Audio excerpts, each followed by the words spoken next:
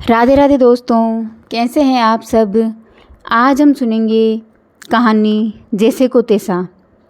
एक वृद्ध ट्रेन में सफ़र कर रहा था। संयोग से वह कोच खाली था।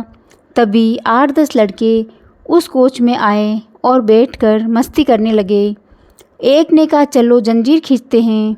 दूसरे ने कहा यहाँ लिखा है 500 रुपये जुर्माना और 6 माह की कैद। तीसरे ने कहा इतने लोग हैं, चंदा करके 500 रुपये जमा कर देंगे।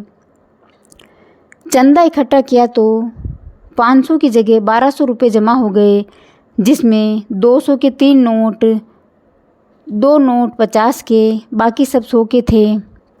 चंदा पहले लड़के के जेब में रख दिया गया।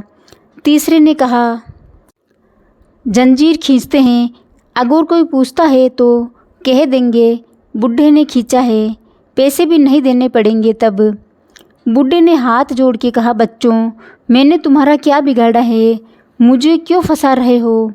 लेकिन नहीं, जंजीर खींची गई। टीटी आया। सिपाही के साथ लड़कों ने एक स्वर में कहा बुढ़े ने जंजीर खींची है। टीटी बुढ़े से बोला शर्म नहीं आती है इस उम्र में ऐसी हरकत करते हुए। बुढ़े ने हाथ जोड़कर कहा साहब, मैंने जंजीर खींची है, लेकिन मेरी बहुत मजबूरी थी। उसने पूछा क्या मजबूरी थी।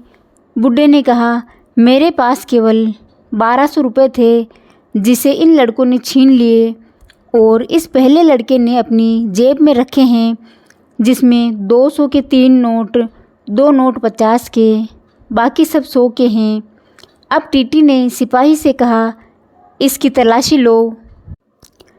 जैसा बुढ़े ने कहा नोट मिलाए गए।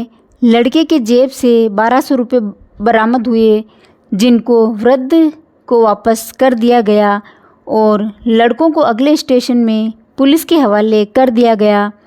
पुलिस के साथ जाते समय लड़के ने वृद्ध की ओर घूर कर देखा तो वृद्ध ने सफ़ेद दाढ़ी पर हाथ फेरते हुए कहा बेटा, ये बाल यूं ही सफ़ेद नहीं हुए, समझा।